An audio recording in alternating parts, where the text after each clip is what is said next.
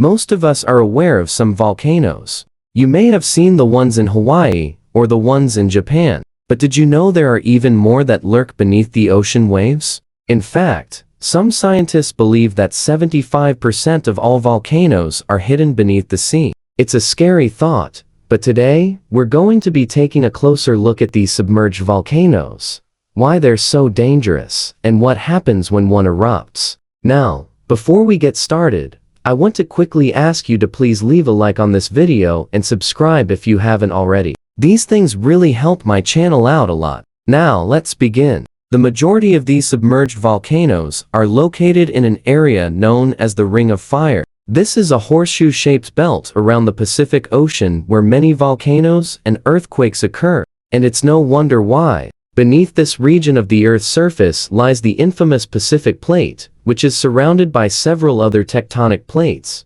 These include the North American, Eurasian, African, Antarctic, and Australian plates. Where these plates meet is called a plate boundary, and as you can imagine, with so much movement going on, things can get a little bit heated, which is why the Ring of Fire is also known as the Circum-Pacific Belt. There are three different types of plate boundaries: divergent, convergent, and transform. As their names suggest, divergent plate boundaries are where plates move away from each other. Convergent plate boundaries are where plates collide and transform.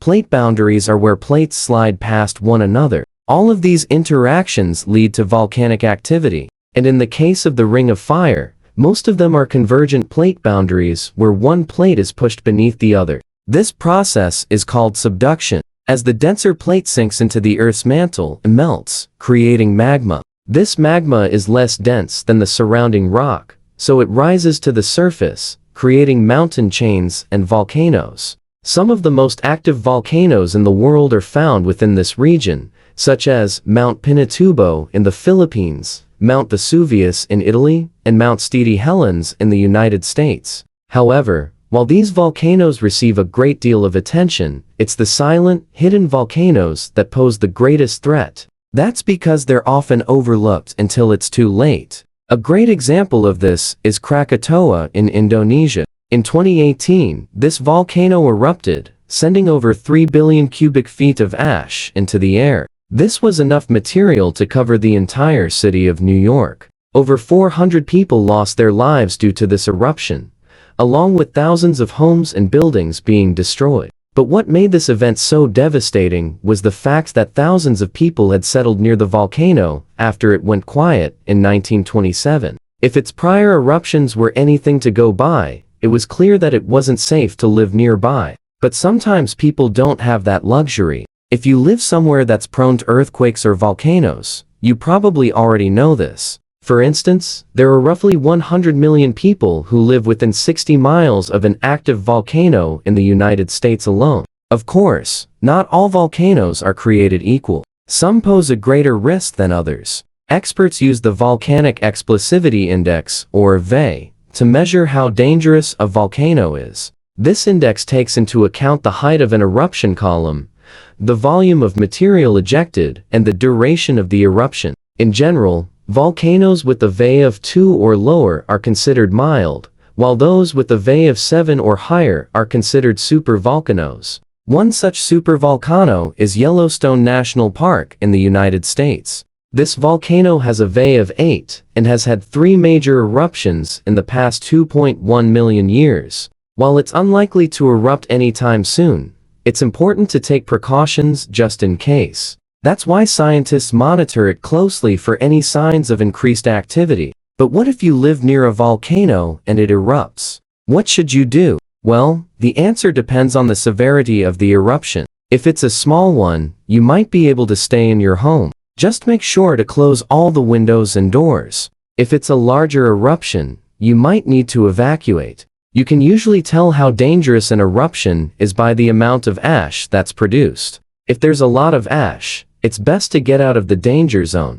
Ash can cause serious respiratory problems, so it's important to stay away from it if possible. However, there's another hazard that's often overlooked: lava. Lava flows are usually slow-moving, so you'll have plenty of time to get out of the way, but they can be fast-moving and unpredictable, so it's important to be prepared. If you see lava coming your way, run to higher ground. Lava can reach temperatures of up to 2,200 degrees Fahrenheit, so it's important to stay away from it. Of course, the real trouble comes when lava flows into the ocean. When this happens, it creates something called a lava lake, and these lakes can be extremely dangerous. That's because they can cause massive explosions. When lava comes into contact with water, it creates steam. This steam can build up pressure until the lake violently erupts. These eruptions can send rocks and debris flying for miles, so it's important to stay away from lava lakes.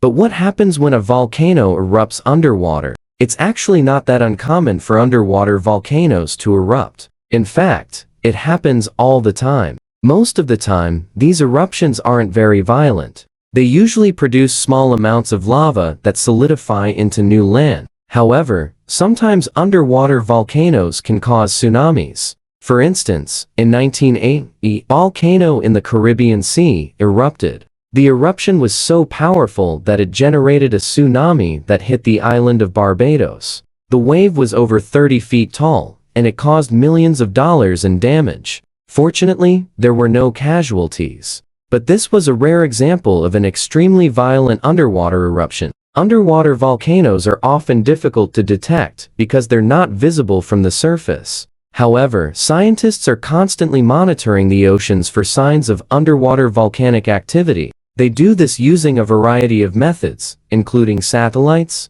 ships, and submarines. If an underwater volcano does erupt, it could have a number of potentially disastrous consequences. First, the eruption could generate a tsunami that could cause widespread damage. Second, the eruption could release large amounts of carbon dioxide and other gases into the atmosphere. This could contribute to climate change and other environmental problems. Third, the eruption could cause changes in ocean currents and weather patterns. Finally, the eruption could release harmful chemicals and pollutants into the environment. So it's important to monitor underwater volcanoes closely. Although most submerged volcanoes are not particularly dangerous, there are a few exceptions. One such volcano is Tamu Massif. Located in the Shatsky Rise in the northwest Pacific Ocean, Tamu Massif is one of the largest submerged volcanoes in the world. It has a base diameter of 150 miles and a height of 3,281 feet. It's so big that if it were standing upright, it would be taller than Mount Everest. However, despite its size, Tamu Massif is not considered to be particularly dangerous. It's located far from any major population centers, and it hasn't erupted in at least 100,000 years. Another submerged volcano that's worth mentioning is Axial Seamount. Located off the coast of Oregon in the United States, Axial Seamount is one of the tallest seamounts in the world. It has a summit elevation of 8,200 feet, and its most recent eruption occurred in 2011. Although it's not considered to be a major threat to the United States mainland, it could pose a hazard to shipping and fishing activities in the area. And finally, we have the Krakatoa Islands. This is a group of small islands in the Solomon Islands in the South Pacific Ocean. The islands were formed by a submarine volcano, and they're home to a number of different species of plants and animals. The islands are uninhabited, but they're sometimes visited by scientists and explorers. Submerged volcanoes are fascinating geological formations that can pose both challenges and opportunities for exploration. While some, like Tamu Massif, present no immediate threat to humans, others, like Axial Seamount and the Krakatoa Islands, remind us of the unpredictable nature of our planet. As we continue to explore and understand these submerged giants, we'll undoubtedly uncover more secrets about our planet's history and evolution. Whether it's through satellite surveillance, manned expeditions, or robotic probes, unraveling the mysteries of submerged volcanoes will not only advance our scientific knowledge, but also ensure the safety of those who venture into the depths of our oceans. Now, before we go, I want to again ask you to please leave a like on this video and subscribe if you haven't already. Also, feel free to leave a comment or question down below. I'll do my best to reply to everything I can. Thanks again for watching. Have a great day, and we'll see you in the next video.